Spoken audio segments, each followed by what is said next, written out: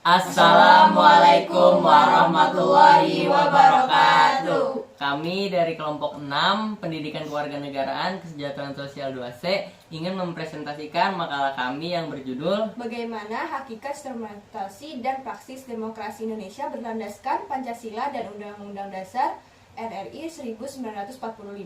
Kami kelompok 6 yang terdiri dari Saya Muhammad Raka Aditya dengan NIM 103. saya Ilham Nurdiansyah dengan NIM 138. Saya Oleh Kusma Putri dengan NIM 123. Saya Sri Mulyati dengan NIM 146. Dan saya Octavianur Hidayah dengan NIM 105. Saya Muhammad Raka Aditya akan membacakan materi mengenai konsep dan urgensi demokrasi yang bersumber dari Pancasila. Pertama-tama, apa demokrasi itu?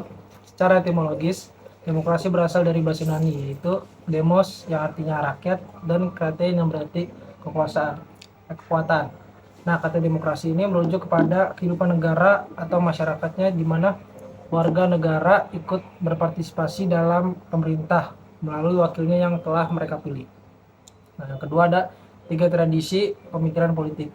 Menurut Carlos Alberto Torres, demokrasi dapat dilihat dari 3 pemikiran politik, yakni yang pertama classical Aristotelian theory, medieval theory, dan contemporary doctrine. Yang pertama Aristotelian theory, yaitu demokrasi merupakan salah satu bentuk pemerintahan, yakni pemerintahan oleh seluruh warga negara yang memenuhi syarat kewarganegaraan. Nah, yang kedua ada medieval theory yang menerapkan Roman law dan konsep popular sovereignty yang dimaksud yaitu suatu landasan pelaksanaan kekuasaan tertinggi di tangan rakyat.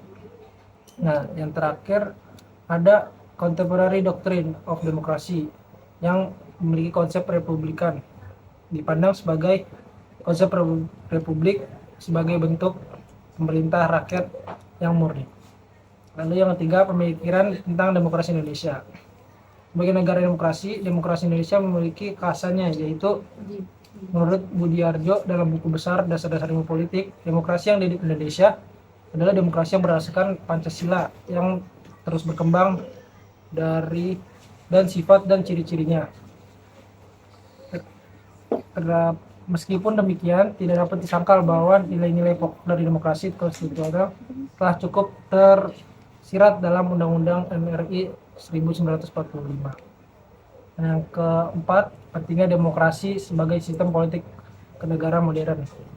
Nah, mengapa demokrasi yang dipilih sebagai jalan bentuk pemerintahan untuk tujuan bernegara yakni kesejahteraan? Karena demokrasi sebagai bentuk pemerintahan pada awalnya dimulai dari sejarah Yunani kuno. Namun demikian, demokrasi saat itu hanya memberikan hak berpartisipasi politik pada minoritas kaum laki-laki yang dewasa. Baik, untuk materi selanjutnya itu adalah menanya alasan mengapa diperlukan demokrasi yang bersumber dari Pancasila. Jadi hingga sekarang ini kita masih menyaksikan sejumlah persoalan tentang kelemahan praktik demokrasi kita. Beberapa permasalahan tersebut yang sempat muncul di berbagai jejaring media sosial itu sekitar ada 4. Yang pertama, buruknya kinerja lembaga perwakilan dan partai politik. Yang kedua, krisis partisipasi politik rakyat. Yang ketiga, munculnya penguasa di dalam demokrasi.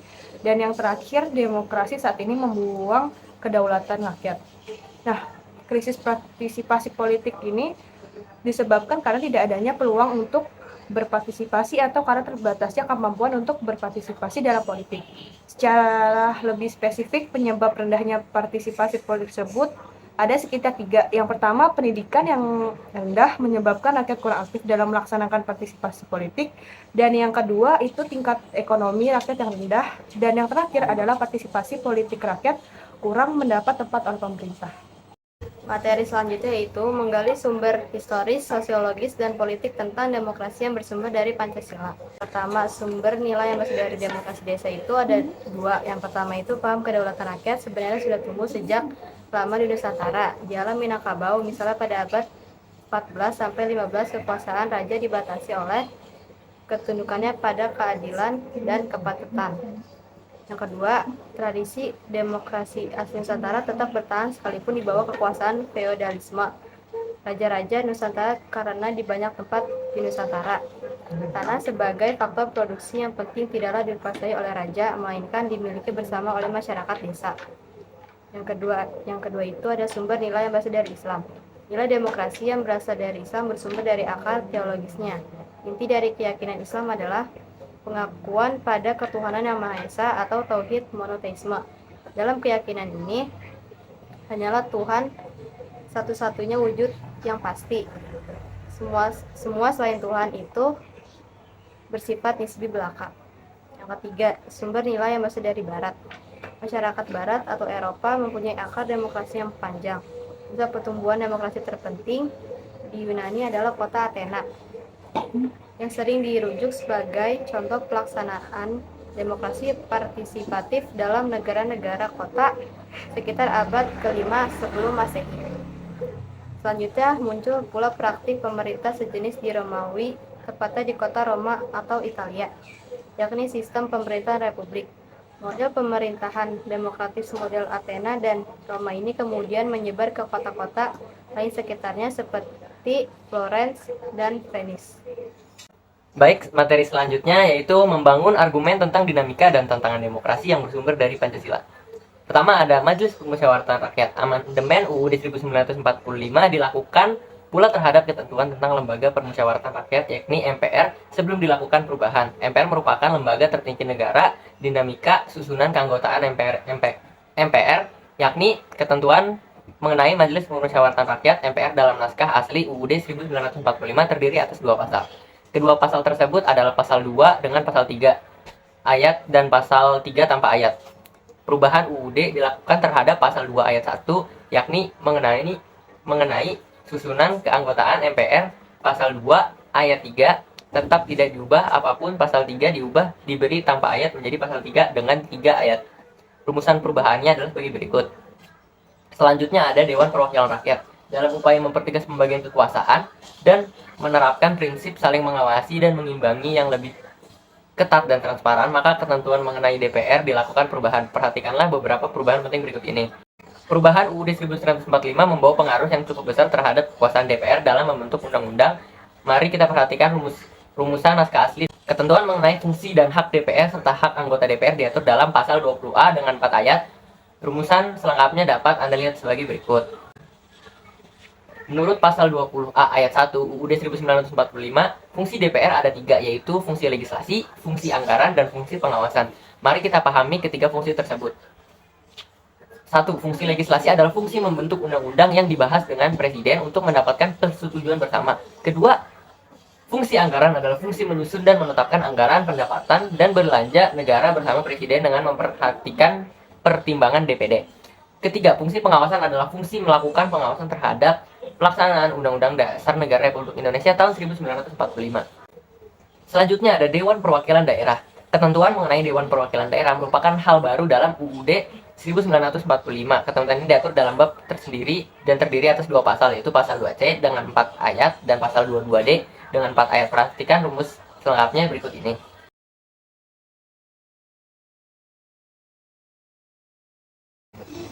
Materi selanjutnya yaitu mendeskripsikan esensi dan urgensi demokrasi Pancasila. 1. Kehidupan demokratis yang bagaimana yang kita kembangkan. Demokrasi itu selain memiliki sifat yang universal, yakni diakui oleh seluruh bangsa yang berada di seluruh dunia, juga memiliki sifat-sifat yang khas dari masing-masing negara. Sifat khas demokrasi di setiap negara biasanya tergantung dari ideologi masing-masing. Yang kedua, mengapa kehidupan yang demokratis itu penting? 1. Partisipasi dalam pembuatan keputusan. Dalam negara yang menganut sistem pemerintahan, demokrasi kekuasaan tertinggi berada di tangan rakyat. Demokrasi dan pemerintahan dijalankan berdasarkan kehendak rakyat. Aspirasi dan kemauan rakyat harus dipenuhi dan pemerintahan dijalankan berdasarkan konstitusi yang merupakan arah dan pedoman dalam melaksanakan hidup bernegara. Selanjutnya, persamaan kedudukan di depan hukum. Seiring dengan adanya tuntutan agar pemerintah harus berjalan baik dan dapat mengayomi rakyat, dibutuhkan adanya hukum. Hukum itu mengatur bagaimana seharusnya penguasa bertindak, bagaimana hak dan kewajiban dari penguasa dan juga rakyatnya. Yang ketiga, distribusi pendapatan secara adil. Dalam negara demokrasi, semua bidang dijalankan dengan berdasarkan prinsip keadilan bersama dan tidak berat sebelah. Termasuk di dalam bidang ekonomi, semua warga negara berhak memperoleh pendapatan yang layak. Pemerintah wajib memberikan bantuan kepada fakir dan miskin yang berpendapatan rendah. Yang keempat, bagaimana penerapan demokrasi dalam pemilihan pemimpin politik dan pejabat negara.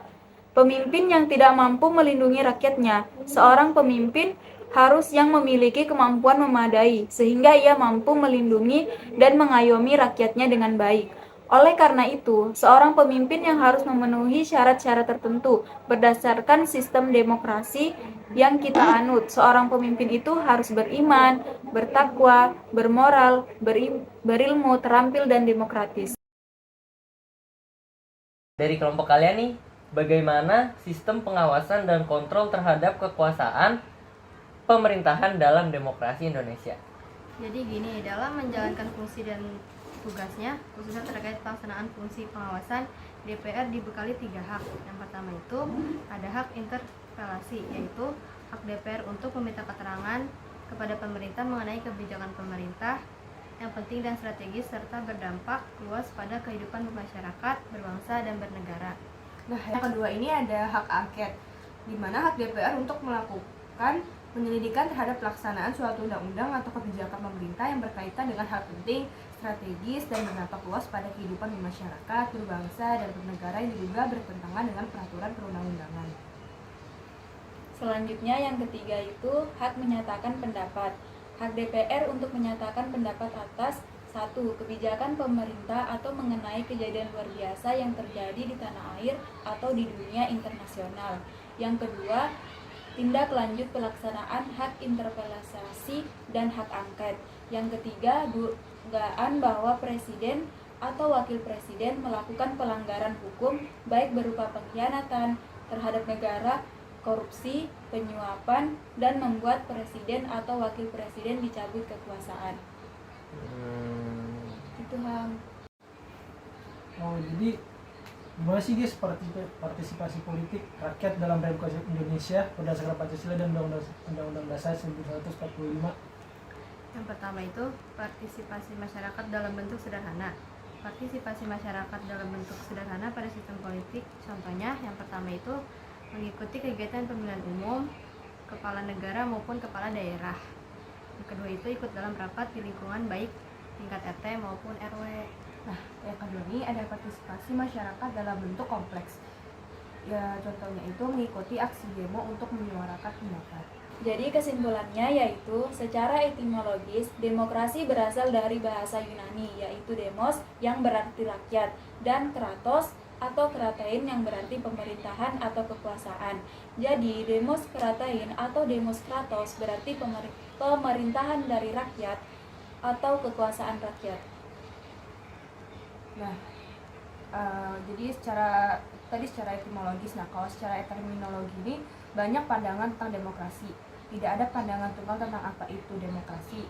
Demokrasi dapat dipandang sebagai salah satu pemerintahan, sebagai sistem politik, dan sebagai pola kehidupan bernegara dengan prinsip-prinsip yang menyertainya. Selanjutnya, berdasarkan ideologinya, demokrasi Indonesia adalah demokrasi yang berdasar Pancasila. Demokrasi Pancasila dalam arti luas adalah kedaulatan atau kekuasaan tertinggi ada pada rakyat, yang dalam penyelenggaraannya dijiwai oleh nilai-nilai Pancasila. Demokrasi Pancasila dalam arti sempit adalah kedaulatan rakyat dilaksanakan menurut hikmat kebijaksanaan dalam permusyawaratan kewakilan. Demokrasi Indonesia adalah demokrasi konstitusional selain karena dirumuskan nilai dan normanya dari Undang-Undang Dasar 1945. Konstitusi Indonesia juga bersifat membatasi kekuasaan pemerintahan dan menjamin hak dasar warga negara. Praktik demokrasi Pancasila berjalan sesuai dengan dinamika perkembangan kehidupan kenegaraan Indonesia. Prinsip-prinsip demokrasi Pancasila secara ideal telah dirumuskan sedang dalam tataran empirik mengalami pasang surut. Terakhir, sebagai pilihan akan pola kehidupan bernegara, sistem demokrasi dianggap penting dan bisa banyak diterima banyak negara sebagai jalan mencapai tujuan hidup bernegara, yakni kesejahteraan dan keadilan. Sekian dari kelompok 6, kurang lebihnya mohon maaf. Wassalamualaikum warahmatullahi wabarakatuh.